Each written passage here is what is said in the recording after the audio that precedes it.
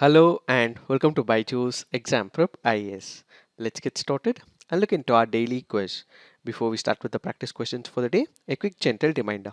As part of our Target Prelims 2023, today's discussion would be with respect to reports and indices. Please do tune in live on our YouTube channel from 7:30 to 9:30 p.m. so that you understand all important topics that have been in news for the past 365 days with respect to some of the important reports and indices. Let's get started and look into the first practice question. What is CPACE, sometimes seen in the news? It is proposal of the Department of Commerce to give focused attention to 12 identified champion service sectors for promoting their development and realizing their potential. It is a center to speed up the voluntary winding up of companies. It is a simplified electronic form for company incorporation with a number of new functionalities designed to facilitate ease of incorporation. It is a fraud investigating agency to investigate corporate frauds of very serious and complex nature. Which of it is the best description of CPACE, which is sometimes seen in the news? The answer to this is it is a center to speed up the voluntary winding up of the companies. Why have we taken this practice question? Because of the reference in the PIB article.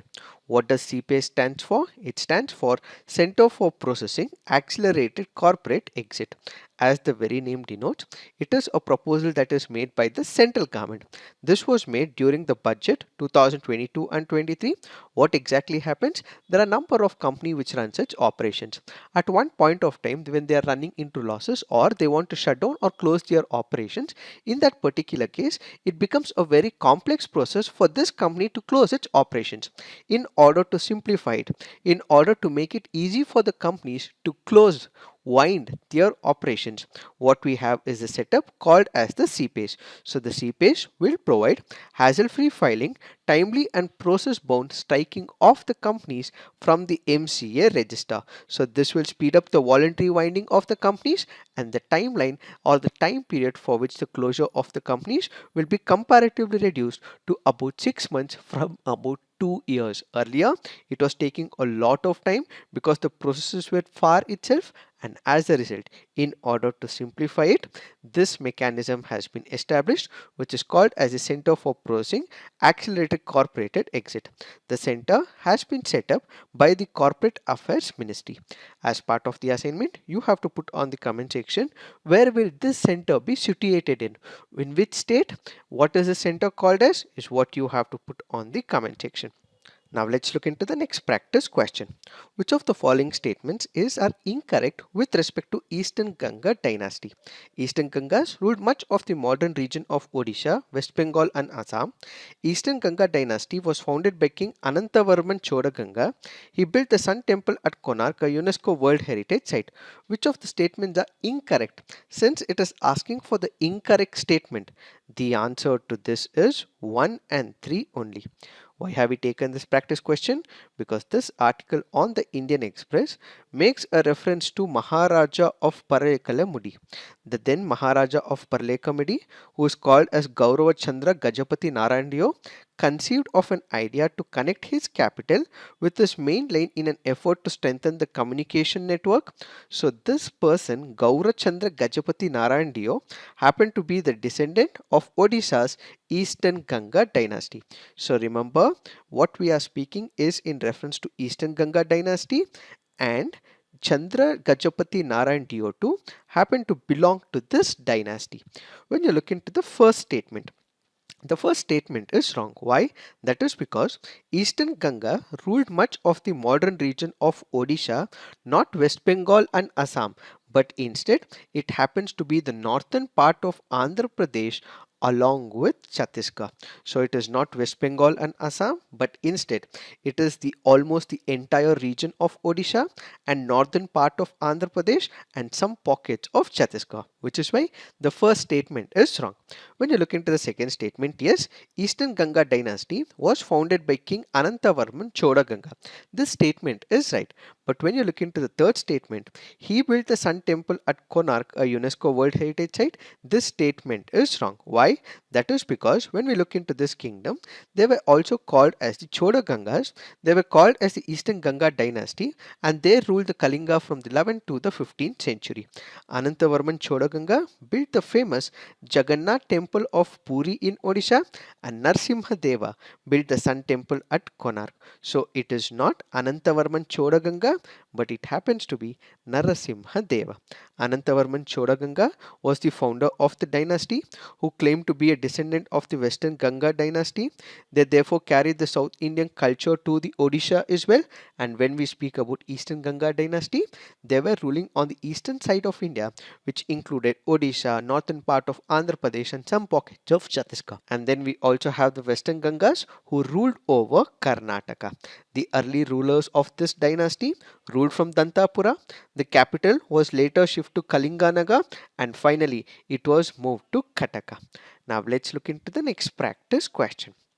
Consider the following statements with respect to Storm Shadow cruise missiles. It is a long-ranged air-launched conventionally armed deep strike missile which is manufactured by the France-based MBDA missile systems. With a range of more than 250 km, Storm Shadow weighs about 1300 kg and is 5.10 cm long. It is equipped with the fire and forget technology. Which of the statements given above are correct? The answer to this is 1, 2 and 3. Why have we taken this practice question? Because of the reference in the Indian Express article. So all the three statements that have been given with respect to Storm Shadow cruise missiles are right. What is the Storm Shadow cruise missiles? This happens to be a long-ranged, air-launched, conventionally armed deep strike missile which is manufactured by the France-based MBA missile development system. So this happens to be one of the long-range Shadow cruise missiles that is being given from United Kingdom to Ukraine right now. That is why it is in context. The cruise missiles are jointly developed by United Kingdom as well as France. It has a range of about 250 km. It weighs about 1300 kgs and it also has a length of about 5.10 meter long.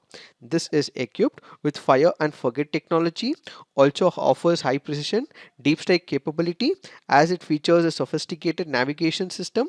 The missile also features the BROCH, which stands for Bomb Royal Ordnance Augmented Charge, a high technology warhead which first cuts the surface of the target, penetrates into it and then explodes. Let me explain this with the help of an image. So what we will have is an aircraft. Attached to the aircraft will be the missile. So since it has the fire and forget technology, once it is launched, it will enter that particular area and then it will explode. So this happens to be a cruise missile that is attached to an aircraft. It will also have infrared sensors, weapons control radar altimeter. This can be launched from the aircrafts, and previously it was used in number of other countries as well. Let's say for example, they have been used by British and French air forces in the Gulf War in Iraq in 2003 and also in Libya in the year 2011 as well. And if this is handed over by United Kingdom to Ukraine, Ukraine will also have an advantage as well.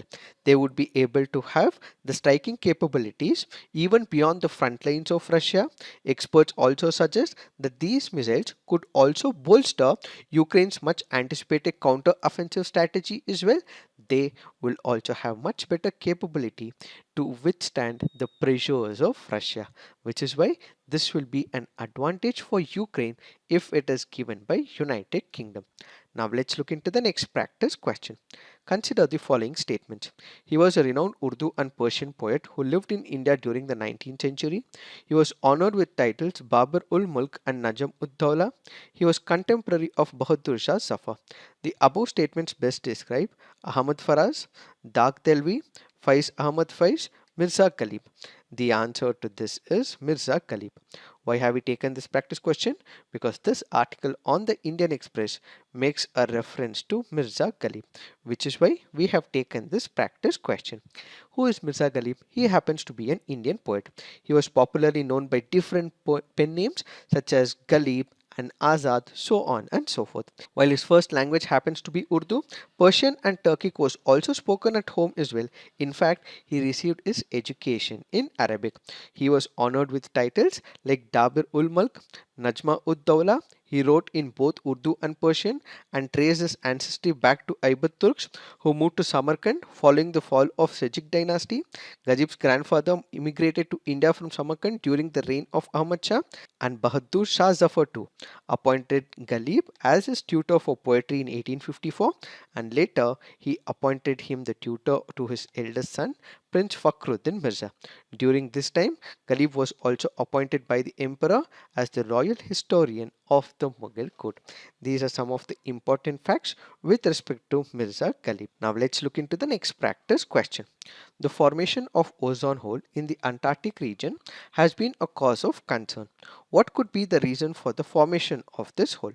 Presence of prominent tropospheric turbulence and inflow of chlorofluorocarbons, presence of prominent polar front and stratospheric clouds and the inflow of chlorofluorocarbons, absence of polar front and stratospheric clouds and inflow of methane and chlorofluorocarbons, increased temperature at polar region due to global warming. The answer to this is presence of prominent polar front and stratospheric clouds and inflow of chlorofluorocarbons.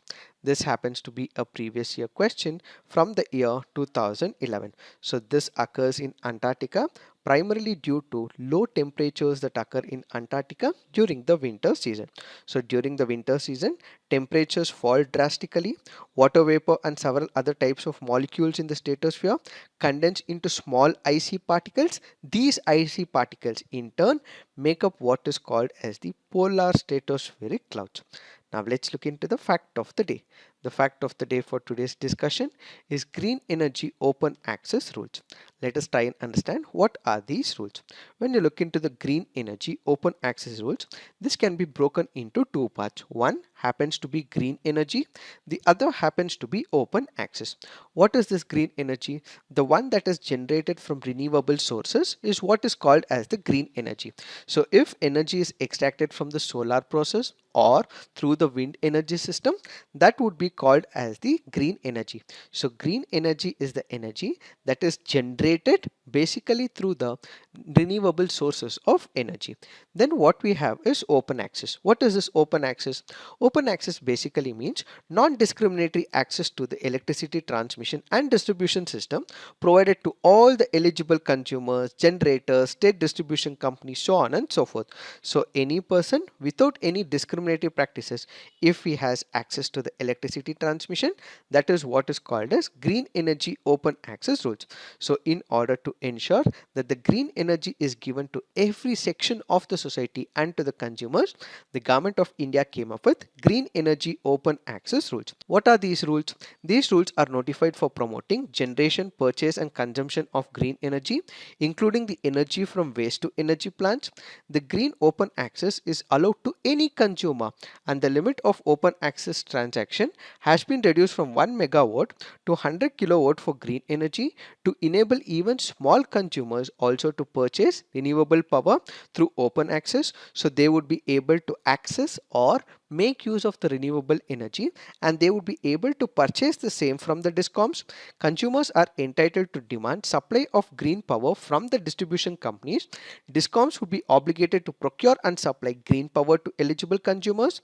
These rules have streamlined the overall approval process for granting open access. So granting of permission has also been simplified as well. Time-bound processing by bringing uniformity and transparency in the application as well as approval of open access through a national portal has also been mandated. Approval for green open access is to be granted in 15 days or else it will be deemed to have been granted. So within 15 days, these open access rules go on to say that they have to be given the permission and the connection will also have to be provided. Commercial and industrial consumers are allowed to purchase green power on the voluntary basis. There shall be a uniform renewable purchase obligation on all obligated entities in area of distribution licensees. Green hydrogen, green ammonia has also been included for fulfillment of the renewable purchase obligation, and consumers, when they consume it, will be given green certificates if they consume green power and will also be facilitated as well.